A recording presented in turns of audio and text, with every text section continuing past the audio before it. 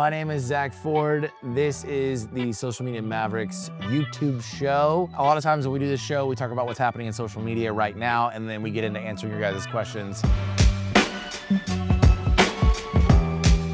There are two major pieces of update information that I have for you right now. TikTok should be back at everybody's store. So if you go into your app store, you should be able to download TikTok and CapCut back. We don't know what's gonna happen after the 75 days is up. Yes, CapCut is way better on text, word by word animation. And I just wanna show this to you guys so you can understand.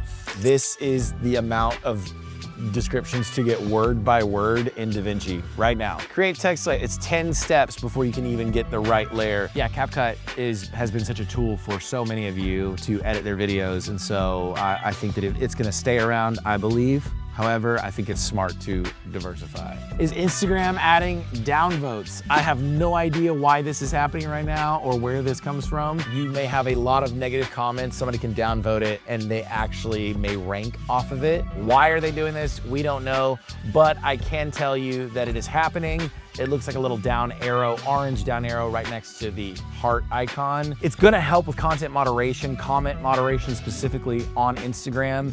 If there's a lot of people saying one thing or you're getting your like Forex traders with Janice comments that keep coming in, especially like the nice try ditties that you guys might see everywhere, we can downvote those if it's just a spam bot getting in there and doing that, but nice try. Let's dive into your questions. Davis, hit me. Ooh, Mary, I like this question. This question is important for a few different reasons. First thing I would say is creating content that people want to see should increase your engagement. You might be getting 10, 20, 30,000 views per video, but 2 comments. And if you're like, hey, a lot of people are watching this, but not a lot of people are taking action. There's a few different ways to do this. One of the ways that I love to do this the most is to ask for the engagement. You can say, comment down below in the caption with whatever it is that you want people to do. You can ask a question in the video content. Asking for what you want to see is one of the reasons people don't get enough engagement. Fortune favors the bold is a statement people hear. And what I mean by that is if you are bold in your stance, positive or negative, people are going to engage with it. So again, I would say make content that makes people want to say something in response to. It's okay to step into what it is that you said you would do.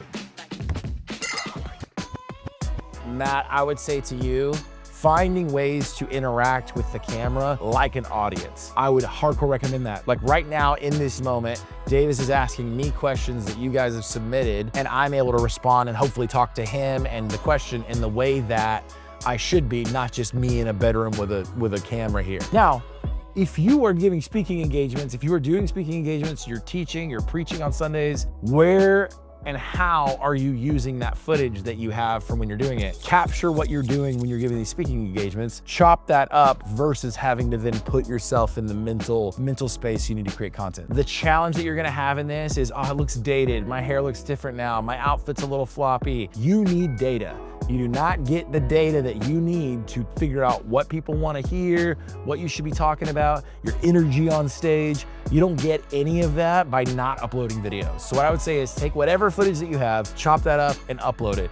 I don't care if it's old. I don't care if it was during COVID and everybody's wearing masks around you. The point is like take that footage and use it. And until you've done that, you will not have data to move forward. This is a nuanced question.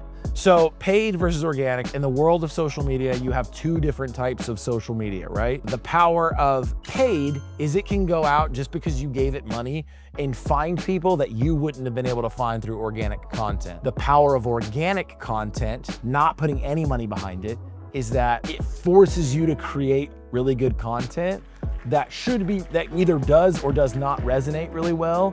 And therefore the relationship you build there may be way stronger, truthfully. Paid ads are great when you know what you're asking for, and organic social media is a great way to get a pulse on what people are actively engaging with without any boost. My advice to you would be to run organic content. When you see something take off, that's when you put money behind it. Does your following matter? Yes, it does matter if what you're trying to do is showcase that you have influence, that you have authority in the space that you are in. Does it matter if you want to continue to grow? Not as much. In order to keep growing on social media, we need to dominate watch time. Watch time will keep that following number going up. It'll keep your views going up, and ultimately it'll keep building your tribe base. Now, for the time being, if you signed up to follow somebody because you thought it was going to continue to show that person's content to you, you're wrong. If you follow someone, there is a low chance that you are gonna see their content versus someone's content that you would be likely to engage with. Case in point, would you see your grandma knitting because you are following your grandma? Or would you see more videos of tractors because all you're doing is liking tractor videos all day? Instagram's gonna be like, you don't really care about grandma, he cares about tractors. I disagree with this principle. I think Instagram does a really bad job, and it's not just Instagram, it's TikTok as well. The algorithm is constantly crossing these wires. Following does matter, and how it weights the content you see is always changing. Following matters, watch time matters. That's what I think. Social Media Mavericks family, I'm so stoked that you guys were with us for this episode. If you liked this video, please go ahead, drop a comment below, introduce yourself, hit the subscribe button.